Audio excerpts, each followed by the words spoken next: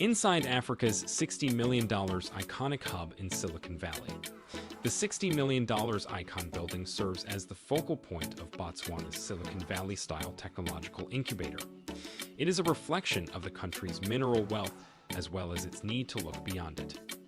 Africa has witnessed the devastation that resource wealth can cause. Glistening corporate headquarters are frequently flanked by shantytowns in locations like Luanda, Angola, and Johannesburg, South Africa. Occasionally, the office towers themselves are abandoned as the commodities run out. Botswana is making an effort to avoid falling prey to such traps severely. Diamond mining is a major component of its economy. The Jwaneng open pit mine, the richest in the world, is located there and is jointly operated by the De Beers Group, a company based in the United Kingdom. However, the government is well aware that diamond mining will eventually end. In a small nation of around 2.3 million people, income inequality and unemployment are major issues. Botswana has set out to entice new investment outside the mining sector, which accounts for 80% of the country's export profits and is the largest single contributor to government revenue, as the country no longer extracts as many carrots as it once did.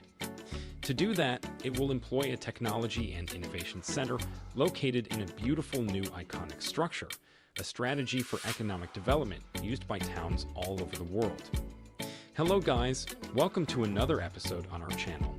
We shall be taking a tour inside the iconic $60 million icon building in Silicon Valley, the place where Botswana's dreams come to reality.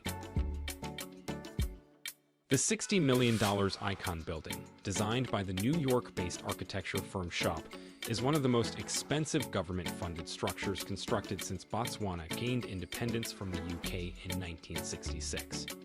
It makes up the majority of the state-run Botswana Innovation Hub's Science and Technology Park. When flying into the nation's capital, Gaborone, it's difficult to see the structure since, according to Shop, it has an extremely enormous green roof for the area. However, in this semi-arid climate, the greenery is typically more earthy in color. The layered, low-slung building is only visible at ground level, erupting from the ground like something from the cover of a Frank Herbert science fiction book. The project, which has already leased space ahead of its anticipated completion, has a lot on the line for Botswana.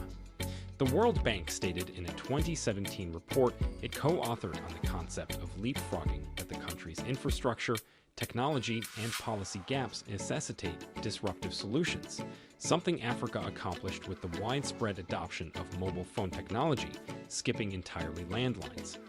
The authors of the article came to the conclusion that squarely focusing on identifying investment opportunities that could reduce the distance to the technology frontier should therefore be the starting point in thinking about African development.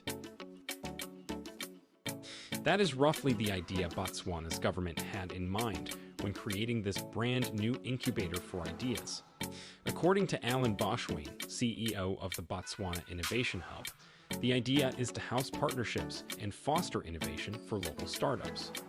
The structure has specialized labs for research and other collaboration housing functionality. Botswana chose an architecture firm with substantial experience in Silicon Valley-style workplaces to create a facility that promotes such work. Bill Sharples, the founder of Shop, claims that we were ingrained in this innovation hub mentality. Only a few years before to the government's design competition, Shop created the planned new headquarters for San Francisco-based ride-sharing company Uber, as well as office buildings for Google's Mountain View campus. With that history in mind, Shop, who also created the Barclays Center in Brooklyn for the NBA's Nets, applied it to a plan that aimed to apply their American know-how to Southern Africa.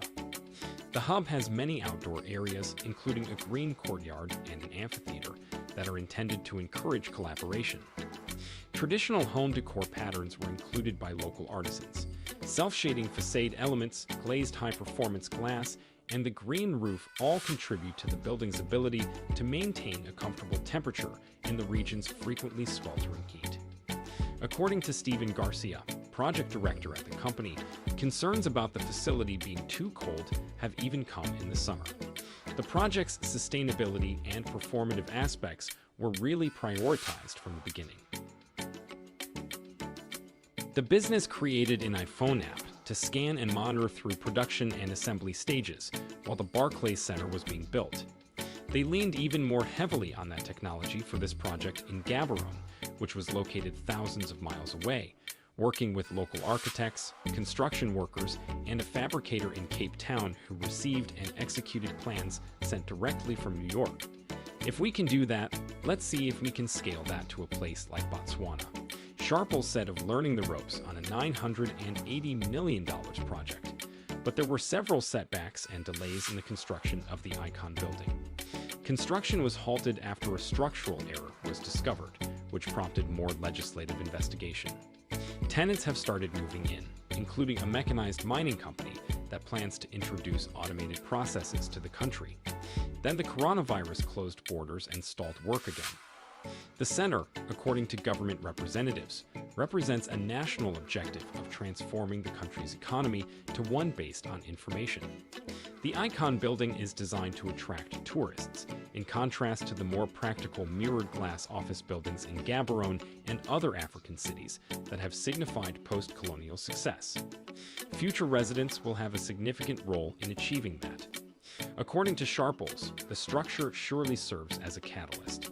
It's still relatively new territory for this kind of collaborative, cross-pollination research. It still has to be seen how to rent out this space. The integration of SHOP's structure into the wider system of contemporary African architecture is not yet obvious. New projects across the continent range from the skyscraping Pinnacle Towers under construction in Nairobi, set to be the tallest in Africa, to the work of the prolific South African firm Peregrine Group, such as its Brazilian modernism-inspired AFGRI head office building.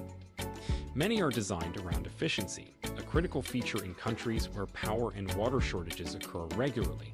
In Addis Ababa, Ethiopia, for example, the Ladida Mercado by Spain's Vilalto studio incorporates a host of innovative sustainability features, including solar panels and rainwater collection, into an indoor mall whose prefab concrete facade shields the building from the sun.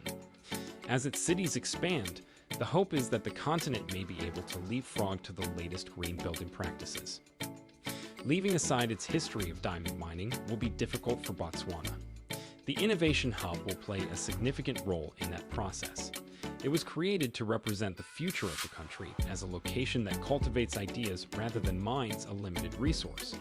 The fact that the project is still ongoing, according to Sharples, is what frustrates him the most.